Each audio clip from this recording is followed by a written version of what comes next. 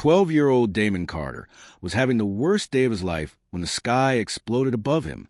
His parents had grounded him from his gaming console for a whole week, and now he was stuck collecting boring rock samples around their family's research station on the outer rim planet Kepler 442b. The red canyon stretched endlessly in every direction, nothing but dust and weird purple plants that made clicking sounds when the wind hit them. Damon kicked at a small boulder and watched it tumble down the rocky slope. This place was the absolute worst. Back on Earth, his friends were probably playing the new VR games while he was stuck on this dead rock, counting minerals like some kind of space janitor. That's when the fireball streaked across the orange sky. At first, Damon thought it was just another meteor. This planet got hit by space rocks all the time. But this one was different. Instead of burning up in the atmosphere, it kept getting bigger and brighter until Damon could see it wasn't a rock at all. It was definitely artificial, with smooth curved surfaces that caught the sunlight as it spun out of control. The crash was incredible. The ground shook so hard that Damon fell on his butt, and the sound was like 100 thunderstorms happening at once. A massive dust cloud rose from behind the next ridge, and chunks of glowing metal rained down around him. One piece, still hot and smoking, landed just a few feet away. It was covered in strange symbols that seemed to shimmer and change color as he looked at them. Damon's heart was pounding as he climbed over the rocky ridge to see what had happened.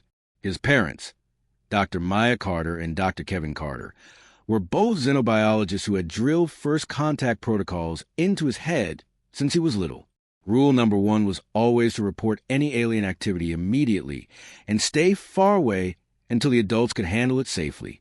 But when Damon peered over the edge and saw the crash site, all those rules flew right out of his head. The ship was beautiful, even broken and smoking as it was. It looked like someone had taken liquid silver and shaped it into the form of a giant teardrop. The hull was cracked open like an egg, and strange blue light was leaking out of the gaps. But that wasn't what made Damon forget every safety rule he'd ever learned. It was a creature trapped underneath a twisted piece of the ship's wing. The being was unlike anything Damon had ever seen in all the alien biology books his parents made him study. It was roughly human-sized, but covered in scales that shifted color from deep emerald green to bright silver, depending on how the light hit them. It had 4 arms, each ending in delicate hands with long, graceful fingers. But the most amazing thing was its face. The creature's eyes were huge and completely black, like looking into deep space itself. Its head was elongated, almost elegant, with a crest of what looked like crystalline spines running from its forehead to the back of its neck. Those spines were glowing softly with pale blue light that pulsed in a steady rhythm, almost like a heartbeat. The creature was obviously hurt. One of its wings was bent at a wrong angle, and luminescent fluid that must have been blood was seeping from several cuts along its side. It was making soft sounds, not quite words, but not random noise either. The sounds had a musical quality, like someone trying to sing while crying. Damon knew he should run back to the station and contact his parents immediately. They were at the main colony hub, about 3 hours away by hovercar, picking up their monthly supply shipment. By the time they got back and contacted the proper authorities, who knew how long it would take for help to arrive, the creature could be dead by then. The being's massive eyes focused on Damon as he approached cautiously. Instead of fear, Damon saw something that shocked him. The creature looked intelligent, not just animal smart, but truly aware and thinking. Those dark eyes held the same kind of recognition Damon saw when he looked at other people. The creature tried to move but winced in pain. The piece of shipwreckage had it pinned from the waist down. Damon could see that one leg was probably broken, and there was more of that glowing blood pooling beneath the metal. Without really thinking about what he was doing, Damon grabbed a long metal rod from the scattered debris and wedged it under the piece of wing that was trapping the creature. Using the rod as a lever, he managed to lift the wreckage just enough for the being to pull itself free. The creature immediately began making those musical sounds again, but now they seemed different. Grateful, maybe? It pointed one long finger at Damon, then touched its own chest, repeating a complex series of tones over and over. Damon realized it was trying to tell him its name. Over the next 3 weeks, Damon's life completely changed. Every morning, He would tell his parents he was going out to collect more mineral samples for their research project. Instead, he would grab medical supplies, food packets, and his personal tablet, then hike out to the hidden cave where he had helped move his new alien friend. The creature had somehow managed to communicate that its name sounded like Vex in human speech, though the real version involved those musical tones and flashing lights on its crest that Damon could never hope to reproduce. Vex was healing remarkably fast. The broken wing was already showing signs of mending, and most of the cuts had sealed themselves with what looked like natural crystal formations.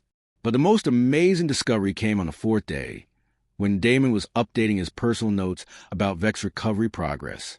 He always kept detailed records, partly because the scientist's parents had trained him to observe everything carefully, and partly because he wanted to remember every moment of this incredible experience. Vex had been watching intently as Damon typed on his tablet, those huge black eyes following every movement of his fingers across the screen. When Damon paused to think about what to write next, Vex reached out with one delicate hand and gently touched the tablet's surface. The alien made a questioning sound and pointed at the letters on the screen, then made the same sound while pointing at some marks Damon had scratched in the dirt earlier with a stick. It was clear that Vex was trying to understand the connection between the symbols and their meaning. Oh, wow! Damon breathed, realizing what was happening. You want to know what these are, don't you? He pointed to a simple word on the screen. This says cave. It's where we are right now. He gestured around their rocky shelter. Then he wrote the same word in the dirt with his finger. Same word, different place. These symbols represent sounds, and the sounds represent ideas. Vex's crest flared with bright blue light, and the creature began making excited musical sounds. It was like watching someone discover fire for the first time. That's how the reading lessons began. Damon started with the most basic concepts. He would write simple words in the dirt, then act out their meanings. Run, he wrote, then jog in place. Fly, he wrote, then spread his arms like wings. Vex picked up the pattern immediately and began trying to copy the letters with his own long fingers. The alien's learning speed was absolutely incredible. Within a week, Vex could recognize the entire alphabet and was starting to sound out simple words. The creature's voice was musical and strange when it spoke human words, but it was definitely speaking English. This is good, Vex said slowly, pointing at a sentence Damon had written. The alien's crest glowed brighter with each successfully read word. You're amazing at this, Damon said, grinning. My little sister took months to learn what you picked up in days. But as Vex's reading improved, something even more incredible began to happen. Damon started sharing more complex texts with his new friend. First, it was simple stories from his tablet's library, then science articles his parents had downloaded for their research. Vex would read silently for hours, occasionally making soft sounds of wonder or confusion. When the alien encountered concepts that were completely foreign, it would ask Damon to explain. These conversations opened Damon's eyes to just how different their species really were. Your people write down thoughts, Vex said one day, struggle with the English words but getting better every day. My people, we share memories through light and scent. But when old ones die, their knowledge dies with them. This writing, it keeps thoughts alive forever. Damon nodded excitedly. Exactly.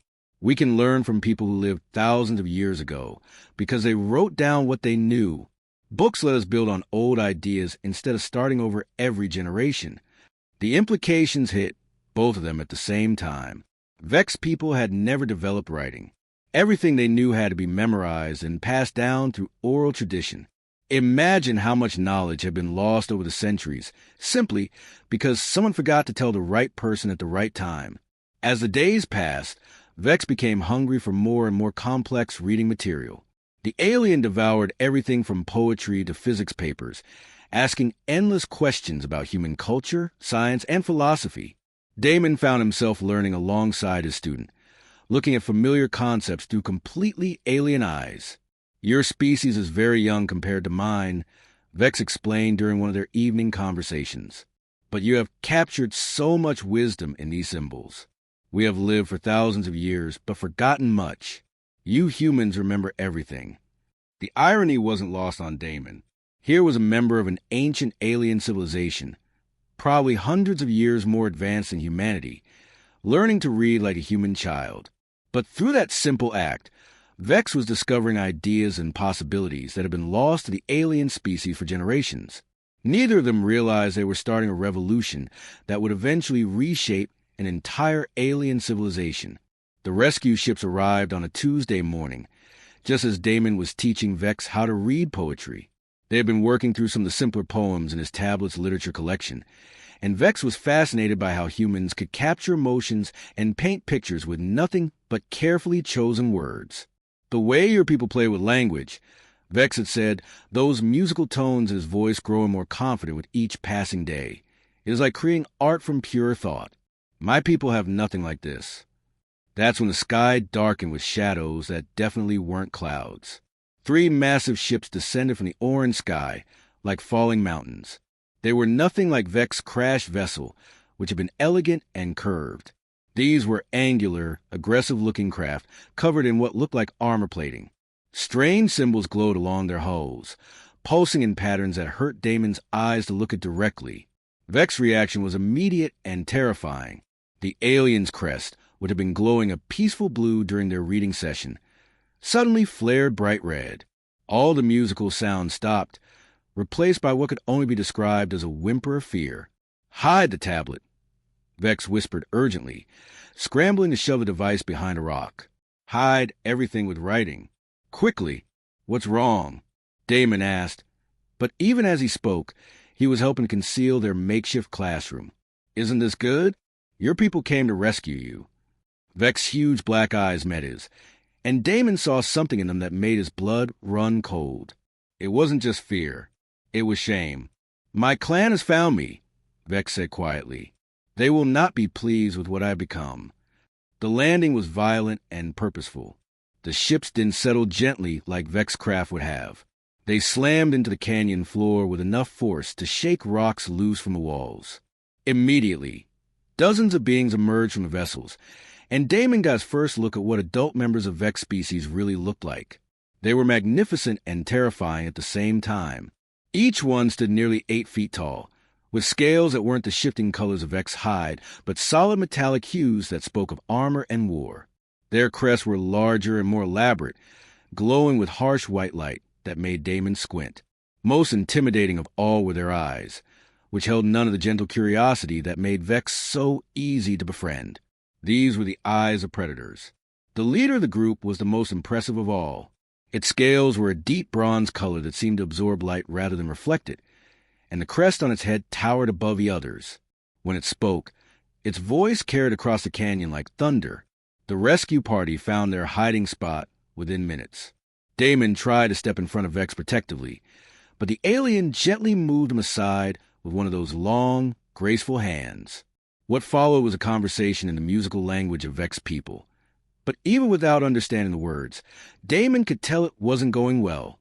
The leader's crest was flashing angry red patterns, while Vex remained dimmed almost to nothing. The other aliens formed a circle around them, their body language suggesting they were witnessing something shameful. Finally, the leader turned its attention to Damon. When it spoke, its English was perfect but cold as ice. "Human child," the being said, its voice like grinding metal. "You have interfered with our young one's development. This is a serious matter." "I helped him," Damon said, surprised by how steady his own voice sounded. "He was hurt. I couldn't just leave him to die." "Physical healing is acceptable," the leader replied, "but you have done something far more damaging. You have infected our young warrior with your species' weakness." "Weakness?" Damon's confusion was genuine. "What weakness?" Instead of answering, the leader gestured to one of the other aliens, who approached their hiding spot and began searching through their concealed belongings. Within moments, the searcher found Damon's tablet and held it up like evidence of a crime. The leader's crest flared brighter. Static symbols. Dead marks that trap thoughts in lifeless form. This is how your species has made itself dependent on external memory.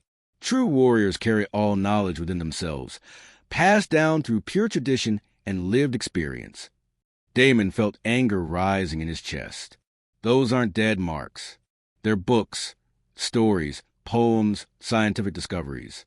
They help us learn and grow and become better than we were before.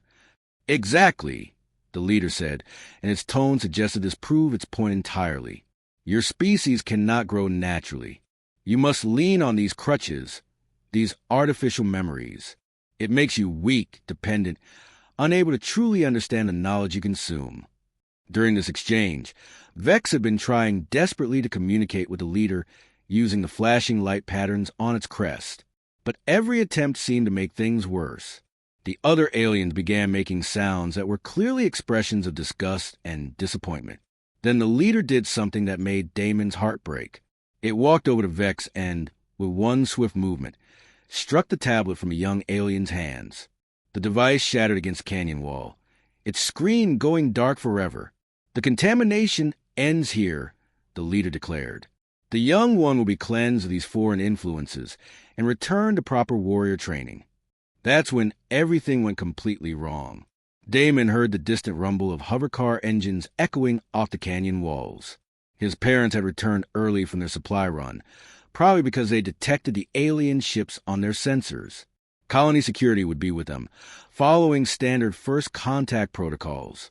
The leader's head snapped toward the sound, and its crest blazed with what could only be interpreted as rage. More humans approach. This complicates matters. What happened next was a chaotic blur of shouting voices, flashing lights, and diplomatic confusion. Dr. Maya Carter and Dr. Kevin Carter arrived with a full security team, all of them trying to follow proper first contact procedures, while also figuring out why their son was apparently having a friendly conversation with a group of armed aliens. In all the confusion, Damon lost track of Vex. By the time the immediate crisis was sorted out and basic communication had been established between the human authorities and the alien rescue party, his friend was already being led toward one of the waiting ships. The last thing Damon saw was Vex looking back at him over one shoulder. But instead of using its voice or the light patterns on its crest, the alien did something that made Damon's eyes fill with tears. Using one long finger, Vex traced letters in the air between them. Human letters, forming human words that only the two of them would understand. Thank you for everything. Then the ships lifted off, taking Vex away from the only friend who had ever taught him that knowledge could be more than just memory, and Damon realized he might never see his alien friend again. 5 years had passed since that terrible day in the canyon, and Communications Officer Damon Carter had almost convinced himself that he'd never hear from Vex again. Now 22 years old and serving aboard the deep space exploration vessel Starbound, Damon spent his days monitoring the endless chatter of radio signals that flowed between human colonies scattered across the galaxy. Most of the transmissions were routine stuff. Supply requests, weather reports, family messages bouncing between star systems. Occasionally something interesting would come through, like reports of new planetary discoveries or updates on ongoing research projects. But after 5 years of listening to the same types of communications day after day, Damon had started to think that maybe space wasn't as exciting as he'd hoped it would be when he was 12. That all changed on a quiet Thursday during the night shift.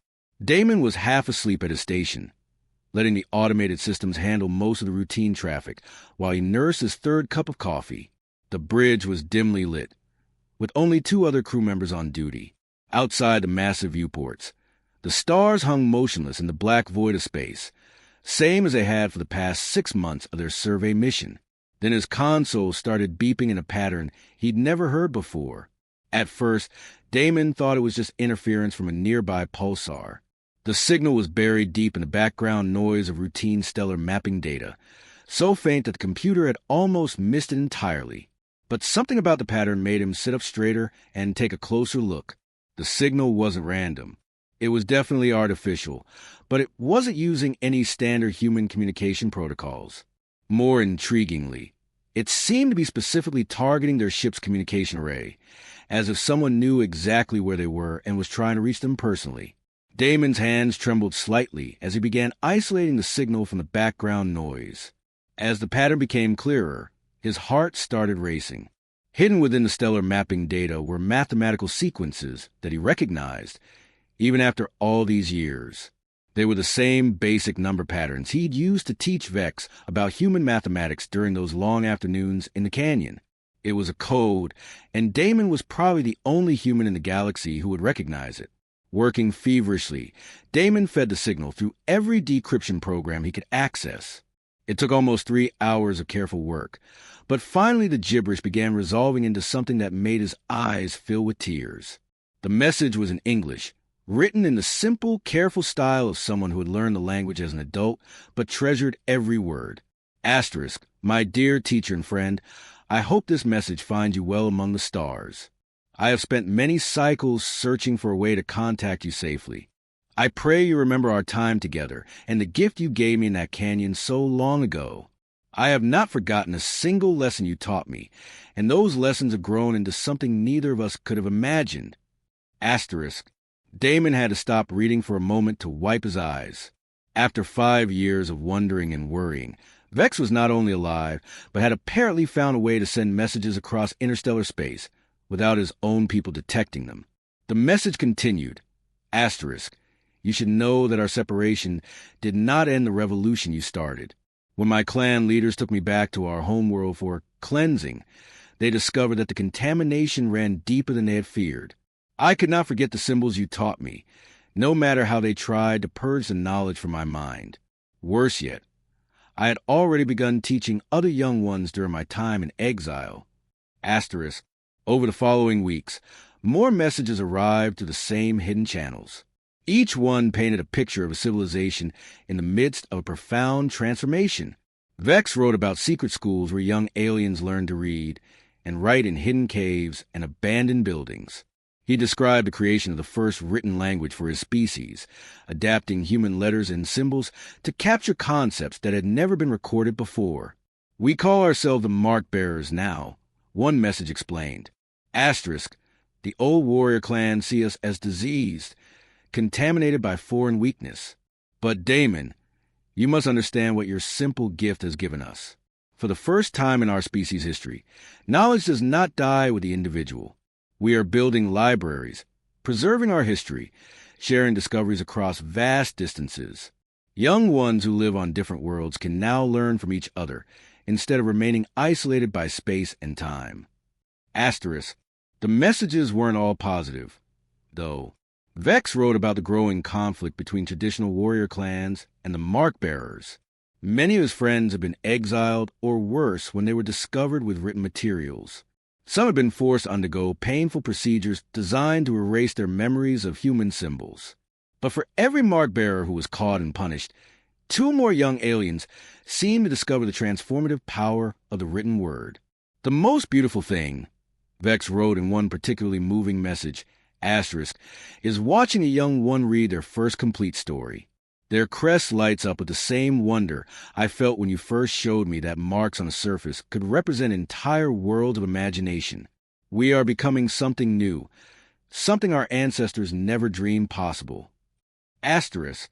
2 years after receiving that first secret message, Damon was reviewing routine diplomatic communications when something made him nearly fall out his chair. Among the standard requests for trade negotiations and territorial agreements was an official document that seemed impossible. The Kytherian Unity Council was requesting formal diplomatic contact with the human colonial authority. The message was written in perfect English and signed by someone called Ambassador Vex Gotherian, first speaker for the United Clans. Damon read the name 3 times before it sank in. His friend Vex had not only survived the revolution, but had apparently become one of its leaders. The scared young alien he'd taught to read in a hidden canyon was now representing his entire species in official diplomatic negotiations. The first meeting was scheduled to take place at Harmony Station, a neutral diplomatic outpost located exactly halfway between human and Kytherian space. Damon, now promoted to senior communications officer, was selected as part of the human delegation specifically because of his previous contact with Kytherian individuals. The irony wasn't lost on him. 5 years ago, his family had been reassigned as punishment for unauthorized alien contact. Now, that same unauthorized contact made him one of humanity's most valuable diplomatic assets. When the Kytherian transport arrived at Harmony Station, Damon pressed his face to the observation window like an excited kid. The ship that docked was unlike anything he'd ever seen before. It combined the elegant curves of traditional Kytherian design with something completely new. Symbols were etched into the hull surface, flowing script that was clearly visible even from a distance. They had covered their ships with writing. It was like wearing their revolution as armor. The airlock cycled, and the Kytherian delegation emerged into the station's main docking bay. Damon barely recognized his old friend at first.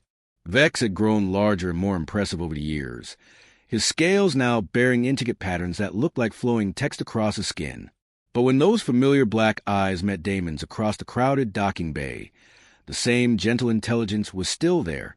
"My teacher," Vex said in English that had become smooth and confident over the years.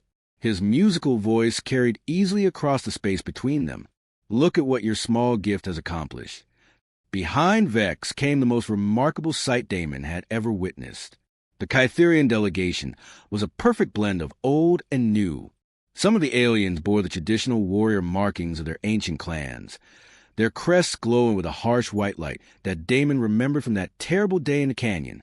But scattered among them were others whose crests pulsed with soft blue patterns, and whose scales bore the flowing script that marked them as mark-bearers, old warriors and young scholars, working together as a single unified group. The revolution succeeded? Damon asked as they walked through the station's corridors toward the main conference room. Vex's crest flickered with what Damon had learned to recognize as amusement. Not succeeded. Evolved. The warrior clans still exist, still maintain their traditions and their strength. But now they fight with ideas as well as weapons. Our young ones learn both the old ways of combat and honor, and the new ways of preserving knowledge and sharing wisdom across the stars. The negotiations that followed were unlike anything in galactic diplomatic history. Both species had so much to offer each other. Humans shared their vast libraries of literature, science, and philosophy. The Kytherians offered their advanced technology and their unique perspectives on energy manipulation and interstellar travel. But the most important moment came during a private meeting between Damon and Vex in one of the station's quiet observation lounges. Outside the large windows, stars wheeled slowly as the station rotated, providing artificial gravity for the various alien species that called it home. "I have something for you," Vex said, reaching into a carrying pouch that hung from his shoulder. He pulled out what looked like a book, but it was unlike any book Damon had ever seen. The cover was made from some kind of crystalline material that seemed to hold light within its structure. When Vex opened it, the pages glowed softly with bioluminescent text. "The first complete history of the Kytherian people," Vex explained, "written in both our languages, preserving everything we almost lost to the passage of time. Before you taught me to read, we could only remember what one lifetime could contain. Now we remember everything, our mistakes and our triumphs, our ancient wisdom and our newest discoveries." Damon opened the book carefully and found the dedication page. In flowing script that somehow captured both human letters and Kytherian light patterns, it read, "To Damon Carter, who gave a species the gift of memory, and to all beings who believe that knowledge shared makes everyone stronger. There's something else," Vex continued. "We are establishing a new institution, the Galactic Academy of Shared Knowledge, here on Harmony Station. We want you to help us run it." 3 years later, Director Damon Carter stood at the podium in the Academy's main auditorium, looking out at the most diverse graduating class in galactic history. Human students sat next to young Kytherians, their scales glowing with excitement. Representatives from a dozen other species filled the remaining seats, all of them united by their commitment to learning and preserving knowledge. At the back of the auditorium, co-director Vex Kytherian watched with obvious pride as his former teacher addressed the crowd. "Today we celebrate something that began with a simple lesson in a hidden canyon," Damon said, his voice carrying to every corner of the packed room. One human boy teaching one alien friend to read. That small act of sharing knowledge has grown into something that connects star systems and bridges the gaps between entirely different ways of thinking. In the front row, a young human girl raised her hand. "Director Carter, what's the most important thing we've learned here?" Damon smiled, remembering a scared 12-year-old boy who had stumbled across a crashed alien ship and decided to help instead of running away. "The most important lesson is also the simplest one," he said. "When you teach someone to read, You're not just sharing information. You're giving them the power to preserve their own thoughts, to build on the ideas of others, and to pass wisdom down to future generations. Writing isn't just about marks on a page. It's about making sure that good ideas never die.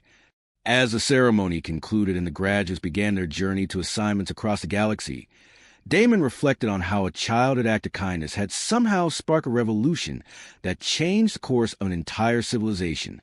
Sometimes the most powerful weapons weren't guns or bombs or advanced technology.